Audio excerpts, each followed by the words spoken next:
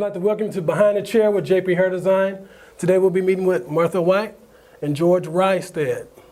And we'll be talking about the Green Challenge and sustainability. So Martha, would you like to let everybody know a little bit about you? Well, I work for the Center for Resilient Cities and specifically for the Resilience Research Center. Where can people go to get more information about the Resilience Center? Well, you know, there's always the internet, so resilientcities.org. But the best way to get more information or to find anything out would be to stop by, really. It's at 501 East Badger Road. That's across the street from Badger Bowl, which is just across the street from the Alliant Energy Center.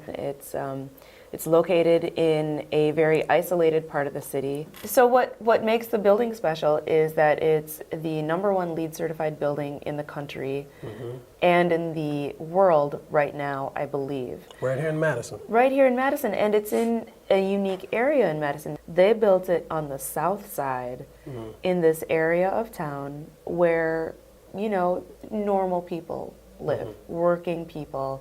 And it's a food desert. There's never been a neighborhood center there, and there hasn't been a school in that area for, I think, about 40 years, approximately. Okay. And so what the Resilience Research Center is inside this building, there is a public charter middle school. Growing Power Madison has their offices there. They also have gardens around the building. And we have what's called the Resilience Neighborhood Center.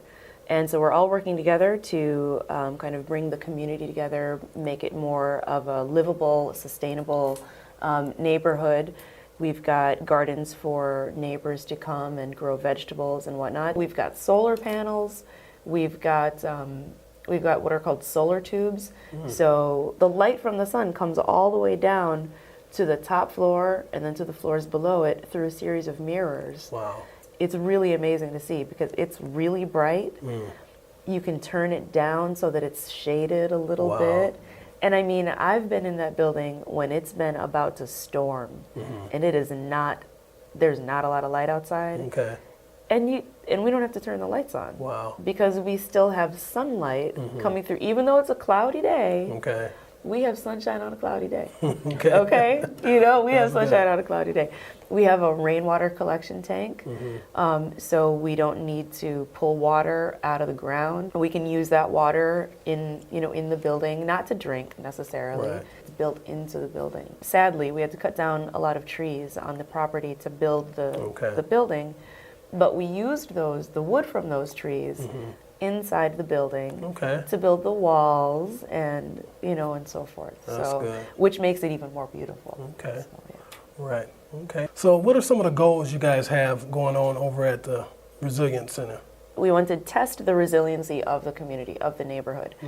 Some parts of the neighborhood are not doing very well economically, especially, I mean, right now, who's doing very well economically? We want to teach the children in the neighborhood about sustainability. We want to teach everybody in the neighborhood about sustainability, really. But one of the things that school is doing is teaching kids about gardening and urban farming. That's a big part of what Growing Power does there. Our real overarching goal is to just make the community more environmentally, economically, and socially, sustainable, really. Yeah. Okay. If we don't make a change, if we don't live green, if we don't save energy, if we don't do the things we need to do, what can we look for in the future? What could it look like for us? I think that's something people need to really see and know.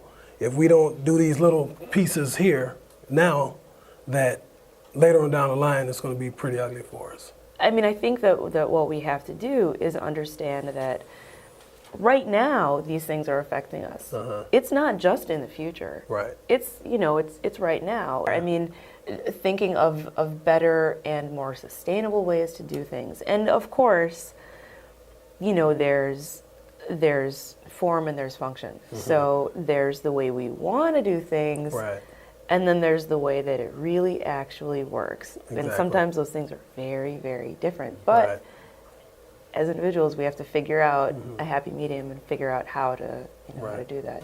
But Martha, it's great to have you come on. Thank you.